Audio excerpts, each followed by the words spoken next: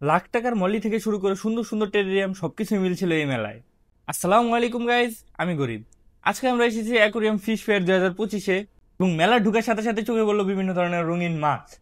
একজন এনিমেল লাভার হিসেবে আমার কাছে মনে হচ্ছিল আমি চলে এসেছি একটা নতুন দুনিয়ায়। চারপাশে রঙিন রঙিন মাছ এবং অ্যাকোয়াটিক প্ল্যান্ট দেখে মনে হচ্ছিল সবকিছু তুলে নিয়ে যায় আমার বাসায়। এই যে দেখেন, এটা হচ্ছে ফ্লাই অন ফিশ। মাথার উপরে বড় হার্ম এবং অসাধারণ গায়ের রঙের জন্য এই মাছগুলো সুপরিচিত।